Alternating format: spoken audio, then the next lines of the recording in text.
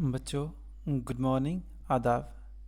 मैं आपको काफ़ी दिनों से बता रहा था कि मैं आपको जो हम उर्दू की एप्लीकेशन लिखते हैं उसका एक फॉर्मेट बताऊंगा कि उर्दू एप्लीकेशन को यानी उर्दू में जब हम दरख्वास्त लिखते हैं तो उसको किस तरीके से लिखा जाता है, क्या उसको लिखने का सही तरीका रहता है, उसके बारे में बता रहा था। तो आज ये फॉर्मेट आपके सामने है। अभी मैं आपको यहाँ पे बताता हूँ और यहाँ पे बताया भी है आपको लिख के कि किस तरीके से जो उर्दू की दरख्वास्त होती है उसको लिखा जाता है। फिर भी मैं आपको और इसको तफसील में बताने की कोशिश करता हूँ। आप वीडियो को ध्यान से देखिए। अगर आप चैनल पर नए हैं तो चैनल को सब्सक्राइब ज़रूर कर लीजिएगा।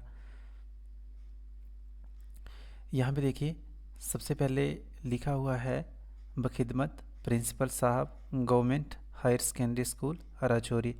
तो यहाँ पर आपके स्कूल का जो भी नाम होगा, हो सकता है कि आपका स्कूल जो है वो गवर्नमेंट ना हो, प्राइवेट हो, तो जो भी आपके स्कूल का नाम है वो आपको यहाँ पे लिखना है।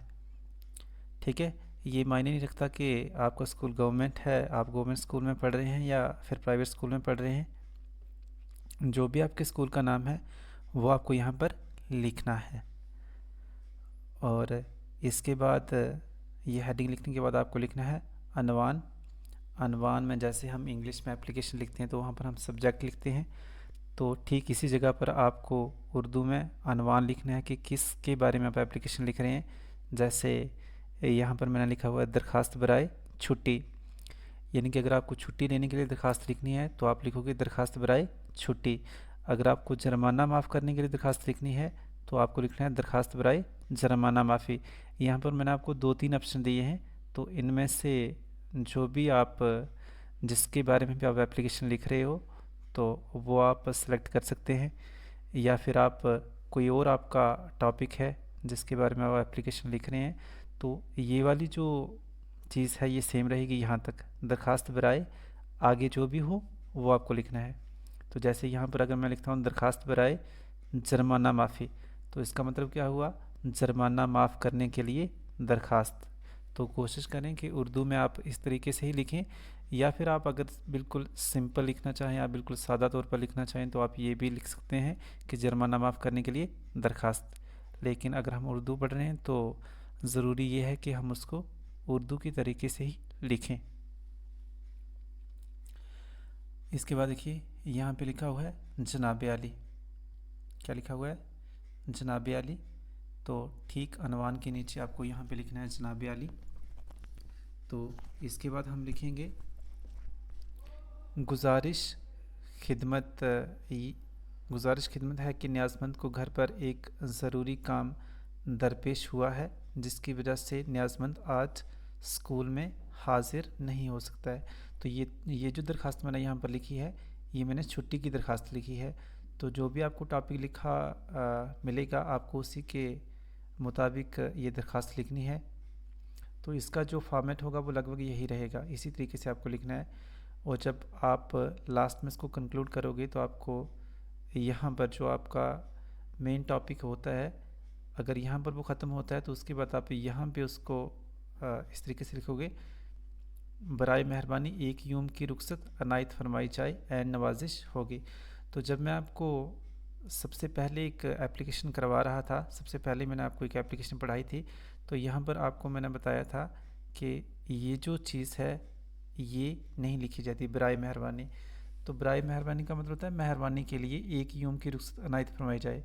तो इसके बजाय अगर हम ये लिखेंगे मेहरबानी करके एक यूम की रुखसत अनायत फरमाई जाए तो वो इसके मुकाबले में ज़्यादा सही होगा। तो कोशिश करें इसको आप रिप्लेस कर दें, मेहरबानी करके एक यूम की रुखसत अनायत फरमाई जाए एंड नवाजिश होगी। क्योंकि बराए मेहरबानी का मतलब हुआ मेहरबानी के लिए, जो कि नहीं होता, जो गलत माना जाता है। तो इसलिए आप लिखोगे मेहरबानी करके एक यूम की रुखसत अनायत फरमाई जाए एंड नवाजिश होगी। ठीक है, उम्मीद करता हूँ कि आपको समझ में आ गया होगा। अगर आपको समझ में नहीं आ रहा है तो आप वीडियो को एक बार फिर से प्ले कर सकते हैं। मैं उम्मीद करता हूँ कि आपको समझ में आ जाएगा। उसके बाद देखिए यहाँ पे आप लिखते हो अलारस या दरख्वास्त गुजार। ठीक है, यहाँ पे ज़्यादातर बच्चे क्या करते हैं, عرض نیازمند لکھتے ہیں، لیکن اس کی جگہ اگر آپ یہ لکھتے ہو تو یہ زیادہ درست مانا جاتا ہے، زیادہ کریکٹ مانا جاتا ہے، تو اس لیے ان دو میں سے ایک آپ کو لکھنا ہے، ٹھیک ہے؟ یا تو آپ کو لکھنا ہے العرض اور یا تو آپ کو لکھنا ہے درخواست گزار، تو اس چیز کا دھیان رکھیے گا، یا آپ کو یہ لکھنا ہے اور یا آپ کو یہ لکھنا ہے، ان دونوں میں سے کوئی ایک لکھنا ہے، یا العرض یا درخواست گزار۔ اس کے بعد دیکھیے، اس کے بعد آپ کو یہاں پر نیچے لکھنا ہوتا ہے آپ کا تابع فرما شاگرد، یہاں پہ آپ کا تابع فرما شاگرد۔ اس کے بعد آپ اگر آپ ایگزام میں یہ اپلیکیشن لکھ رہے ہوں تو آپ اپنا نام بالکل ظاہر مت کیجیے گا، اپنا نام بالکل مت بتائیے گا، اور اپنا رول نمبر بھی نہ بتائیے گا، یہ کچھ بھی نہیں لکھیے گا۔ یہاں پر آپ کا تابع فرما شاگرد لکھنے کے بعد آپ لکھ سکتے ہو الف ب ج۔ تو اگر آپ نیچے نام جماعت رول نمبر جیسے یہاں پہ بالکل ایک طرف لکھا ہوا ہے ایسے آپ لکھ سکتے ہیں، لیکن یہاں پر کچھ مت فل کریے گا، ٹھیک ہے؟ یہاں پر آپ یا تو ڈیش ڈیش لگا دیں، یا جس طریقے سے الف ب ج لکھا اوپر آپ اس طریقے سے بھی لکھ سکتے ہیں۔ یعنی کہ میرا کہنے کا مقصد اتنا ہے کہ ایگزام دیتے وقت آپ کو اپنی جو پہچان ہے اس کو بالکل بھی ظاہر نہیں کرنا ہے۔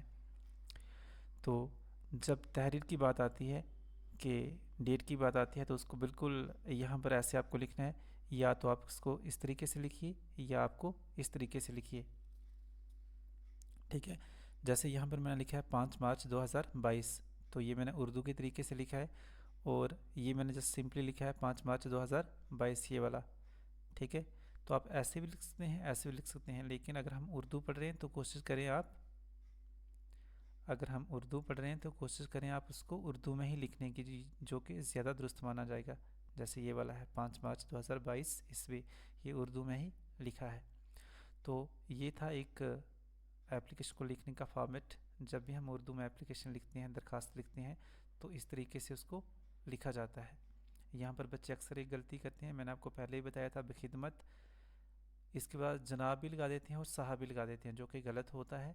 یا تو آپ کو جناب لکھنا ہوتا ہے اور یا آپ کو صاحب لکھنا ہوتا ہے، دونوں میں سے ایک لکھنا ہوتا ہے، یہ دونوں ایک ساتھ نہیں لکھے جاتے۔ تو یہ تھا اردو کا فارمیٹ ایپلیکیشن کا۔ اردو میں ہم جو ایپلیکیشن یعنی درخواست جو ہے اس طریقے سے اگر لکھیں گے تو ہمارے جو مارکس ہیں وہ پورے کے پورے آئیں گے۔ تو اسی کے ساتھ ہی ویڈیو کو میں ختم کرتا ہوں یہاں پر، اگلی کسی اور ویڈیو میں آپ سے جلد ملاقات ہوگی۔ تب تک کے لیے آپ اگر چینل پر نئے ہیں تو چینل کو سبسکرائب ضرور کر لیجیے گا، ویڈیو اچھی لگی ہو تو ویڈیو کو لائک، شیئر اور کمنٹ ضرور کریے گا۔ Thanks for